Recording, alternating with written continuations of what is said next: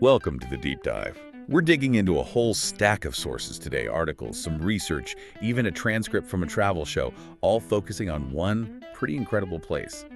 Iceland. Get ready, we're cutting through the noise. Yeah, Iceland. It's just this amazing land of contrasts, isn't it? Fire and ice, literally side by side, shaping everything. Absolutely. And our mission here is to unpack all this info, pull out the really fascinating bits, the key insights, so you get a real feel for this unique Nordic island. Definitely. Let's dive in. So where do we even start? To really get Iceland today, you kind of have to go way back, right? Exactly. You got to start in the 9th century. That's when the Norsemen, mostly Norwegians, first sailed over. They were looking for land, looking for freedom. Now we know about them largely because of the Icelandic sagas, yeah. Which sound amazing, not just history, but stories, legend. Oh, no, totally. They're this incredible mix. History, folklore, tall tales, all rolled into one. They give you such a vivid picture of what life must have been like for those early settlers. Hardy folk, that's for sure. And a really key moment early on was establishing the Althing at Thingvellir. Yes, Thingvellir, 930 AD. Think about that date. It's basically the world's oldest surviving parliament, a UNESCO site now, and just foundational for Iceland. Wow, 1,000 years of that tradition. And even when they came under Norwegian and then Danish rule for centuries, they managed to hold on to their language, their identity. They really did. That literary tradition, things like the Poetic Edda, the sagas, it stayed incredibly strong. It kept that unique Icelandic spirit alive. But life was tough. The sources paint a picture of, well, a pretty sparse existence. Remote farms, slow growth. Painfully slow. By the mid-1700s, you're looking at only maybe 50,000 people in the whole country. Yeah. Reykjavik itself, just a big farm, really. It only started growing into a proper capital because of trade, mostly fishing. You can sort of see that early life reflected in the artifacts, right? Like at the National Museum, things carved from horn or whalebone because wood was so scarce, using everything they had. Absolutely everything. Resourcefulness was key. And another big shift happened around 1000 AD. Christianity. Yeah, the official conversion to Christianity. A major turning point. Their homes, these turf houses with the grass roofs. Yep, sod houses. Pretty standard right up until the early 20th century, believe it or not. Lives totally bound to the sea cod fishing, obviously, but also hunting shark, not just for food, but for the liver oil. That was crucial. You see this gradual buildup of a distinct national identity, though. Their own costume, a flag. Definitely. And while full independence didn't come until 1944, a key figure was John Sigurdsson. He really pushed Denmark back in the early 20th century, getting them limited independence in 1918. It's fascinating how that all thing evolved, too. From, like, chieftains literally memorizing and reciting laws outdoors at Thingvellir. To a modern parliament in Reykjavik today. Parliament Square is still a really important place for locals. That history feels very present. Okay, so let's jump forward. Let's talk about Reykjavik as it is now. The sources describe it as, well, small for a capital, but really vibrant. Yeah, it's got a great feel, very artistic, kind of bohemian, but also surprisingly cosmopolitan. Loads of good restaurant shops. But the weather. You hear about the weather constantly, how it can just turn on a dime, super blustery, even in summer. Oh, absolutely. Which probably explains that famous Icelandic saying. Which one? Oh, wait. Hedda Redast. That's the one, Hedda Redast. Yeah? Basically, it'll all work out okay, or don't worry, it'll be fine. And it's not just a phrase, it feels like a core part of the mentality, you know? Forged by centuries of dealing with volcanoes, harsh weather, just unpredictability. You even see that reflected in the city itself, maybe. The colorful murals everywhere, often on that corrugated iron siding. Right, which was apparently a game changer for protecting the wooden houses from the elements. And yeah, the street art is fantastic. There's even that rainbow street dedicated to equality. It adds so much color. Architecturally, you can't miss Hallgrímskirkja Church. It's so distinctive. It really is. Stark, yeah. But the design, those stepped gables, they're meant to look like the basalt columns you see in nature. Very Icelandic. And the view from the tower. Apparently, something like 2/3 of the entire population lives within sight of it. That's wild. It's a real focal point. The inside is quite simple, though. Very Lutheran, austere. Then, completely different, you have the Harpa Concert Hall down by the water. Oh, Harpa's stunning. Super modern, all glass and sharp angles. Opened in 2011, it really made a statement architecturally. Big cultural hub now. And for history buffs, the National Museum is where you go for the Viking stuff, the early settlement artifacts we mentioned. Definitely. And for art, there's the Einar Johnson Museum. He was a sculptor, kind of Iceland's Rodan, maybe. His work is really powerful, intense, lots of mythological themes, Viking figures. Yeah, blending Norse, Christian, Greek myths. But there's this underlying belief in, like, the goodness in people that comes through. Quite moving, actually. Shows the depth you can find even in a small nation's art scene. For a more everyday feel, the sources mention the flea market downtown. That's where you see local shopping. And where you can find those Icelandic sweaters, right? The Lopapisa. Exactly. Made from that unique wool from sheep that have been there since, well, basically the beginning. Incredibly warm, apparently. Someone described wearing one as like wearing history, which I thought was pretty cool. Okay, speaking of Icelandic experiences, we have to talk about the food. Specifically the challenging food, hakarl. Fermented shark. Yes, Sakura, the infamous one. And yeah, sources are clear. It's toxic if you eat it fresh, like deadly toxic. So how did they even figure out how to eat it? Necessity, I guess. The process involves burying it for weeks or months to let the toxins leach out and ferment, then hanging it to dry for several more months. It removes the ammonia. But yeah, someone in the sources did wonder how many people died figuring that out. That's intense. And the taste. Yeah. Hear descriptions involving ammonia or gas stations. Pretty much sums up the descriptions, yeah. Very pungent smell, strong aftertaste.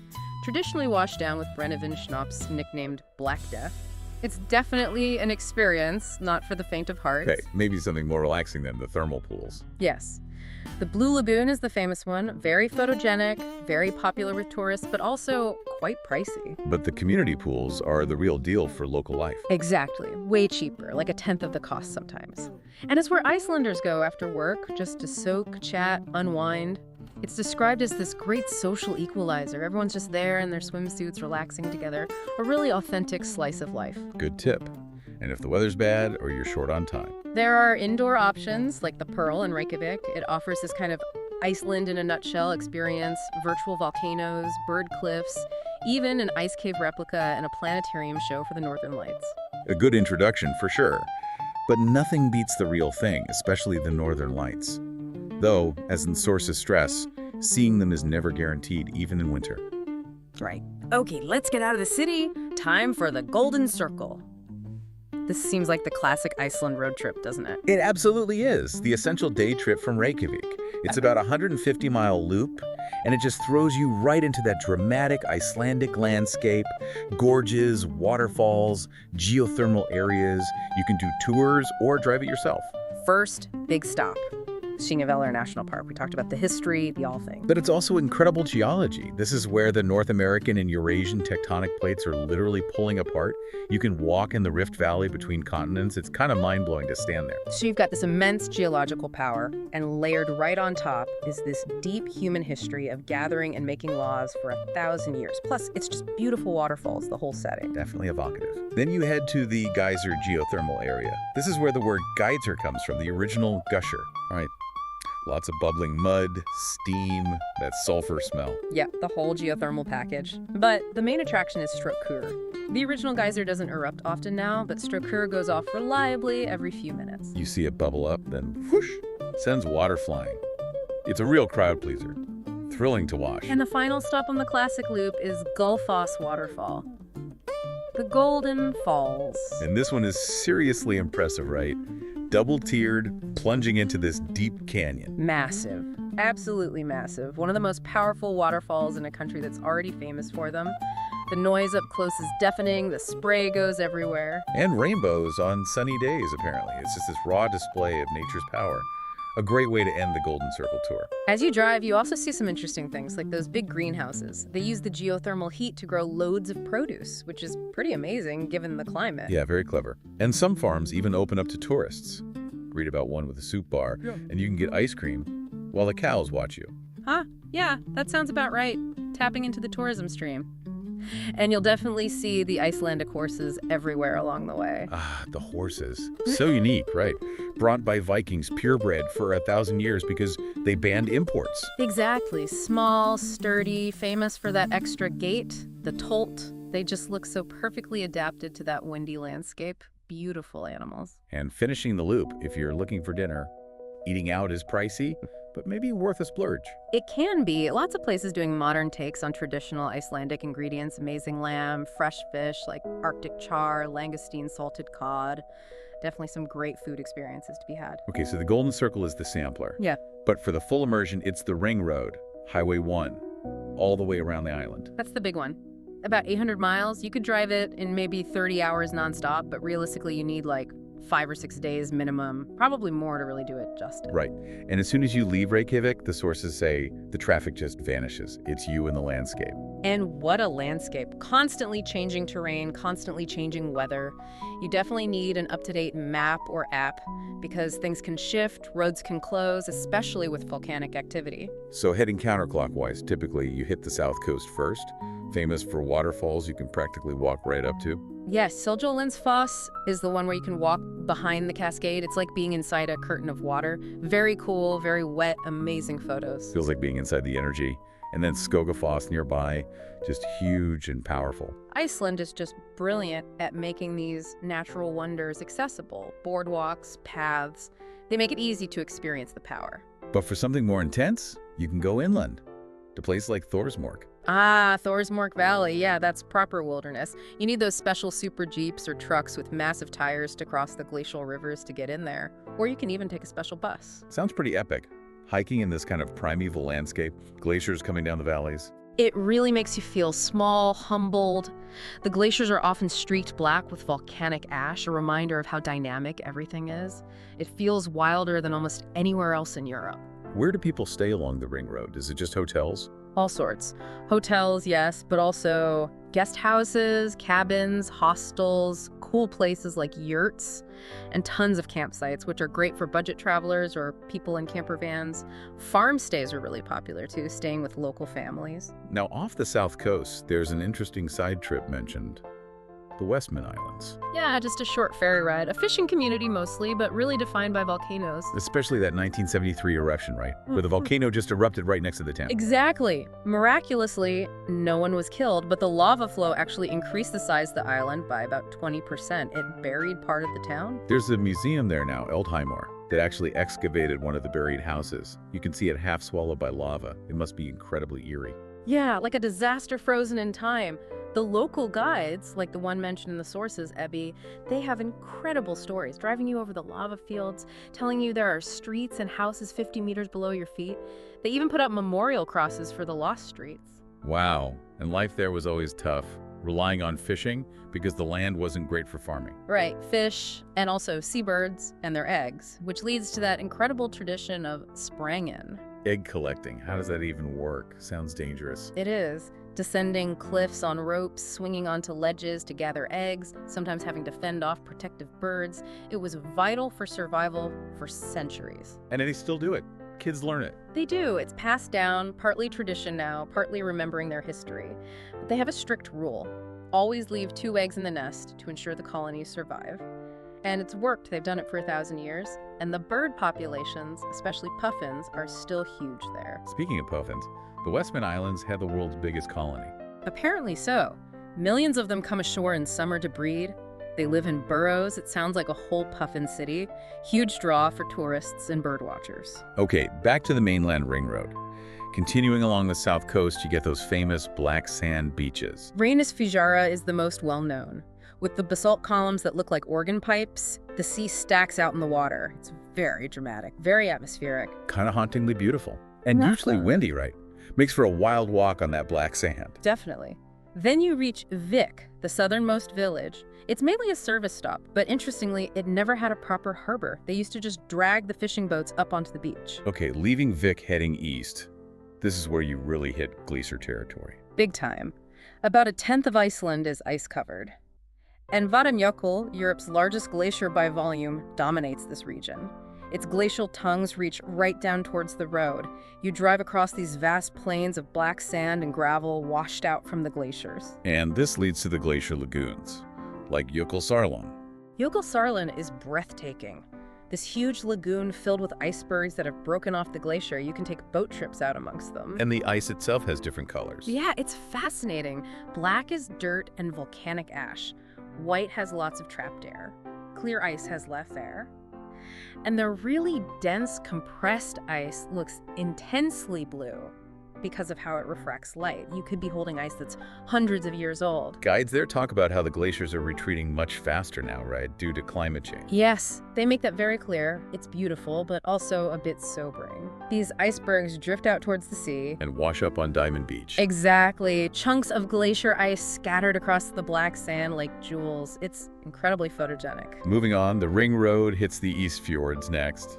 Sounds like a different kind of scenery. Very different. It's a slower section of the drive, the road winding along the coast, hugging these deep, dramatic fjords, rocky shores, crashing waves. Takes time, but it's really beautiful, fjord after fjord. And tucked away in one of them is Seyðisfjörður. Sounds like a cool little town. Yeah, it's known for being very picturesque, colorful buildings, and it's become a bit of an arts hub. Lots of creative energy in this remote, beautiful setting. Murals, quirky cafes. Then the road heads inland, across the highlands, which sound pretty desolate. Vast, arid, rocky, real contrast. But then, bam, you hit Dettifoss. Another waterfall. This one sounds like a monster. It's Iceland's most powerful by volume, just immense, thundering water crashing into this deep basalt gorge. The mist, the noise, it's pure, raw power. Totally awe-inspiring. And after the Barren Highlands, you reach Lake Mývatn, which sounds like Iceland's Yellowstone. It's a good comparison. It's the surprisingly green area, but surrounded by all kinds of bizarre volcanic features. Pseudo-craters that look like volcanoes but aren't, weird lava formations called the Dark Castles, a massive explosion crater called H for Fuel. Plus more geothermal activity, mud pots, steam vents. Oh yeah, big time. Hýreyjar is a major geothermal field nearby, bubbling mud, hissing fumaroles, crazy colors in the earth from the minerals, and that inescapable smell of sulfur. It feels very primordial. But they harness that energy for relaxing too, right? The Mývatn nature baths. Exactly. A more relaxed, maybe more local feeling alternative to the Blue Lagoon, where you can soak in the warm, mineral-rich water overlooking the steamy landscape. Okay, continuing north now, around the Troll Peninsula, towards the Arctic Circle. Yep, stunning coastal drive there, and you reach Húsavík. The whale-watching capital. That's its reputation. It's a charming fishing town, has a great whale museum with huge skeletons, and yeah, lots of boat tours go out, hoping to see humpbacks, minke whales, maybe even orcas. Further along the north coast, there's Siglufjörður, another fishing town, but with a specific history. Yeah, Siglufjörður was the herring capital back in the early 20th century. Huge boom town. The Herring Era Museum there sounds fascinating. It focuses on the herring girls, women who came from all over to process the fish. Yes. It tells their story, the incredibly hard work, cutting and salting fish for insanely long hours, sometimes 20 hours a day. One account mentioned 34 hours straight. Wow. And the living conditions sound rough too, crammed into shared housing. Really tough. Dozens of women in one building, sharing beds sometimes. It really highlights that resilience, that Heteredas spirit again. It wasn't just about nature, it was about enduring incredible hardship in their work and daily lives too. It's great they preserved that history. So, completing the circle, heading south back towards Reykjavik, you pass more glimpses of the past. Definitely. Like the Glambar Turf House Museum. It's a perfectly preserved example of those traditional sod houses people lived in for centuries. You can actually go inside, see how they live. Yeah. Walk through the dark, earthen corridors, see the pantry, the kitchen where they burned sheep dung for fuel, the communal sleeping areas. It's incredibly evocative. And people lived like that until 1947. Grandparents today remember those homes. Amazing how recently that way of life existed. And then one last scenic blast before Reykjavik, the Snæfellsnes Peninsula. Right. It's often called Iceland in miniature because it packs so much variety into a relatively small area. Glaciers, volcanoes, cliffs, beaches, fishing villages. Yeah. A fantastic final chapter to a ring road trip, or a great destination on its own. We have covered so much, from sagas to street art, sharks to soaking pools. Just a quick recap of some key adventures. Glacier hiking, ice caving. Yeah, on places like Vatnajökull or Solheimajökull.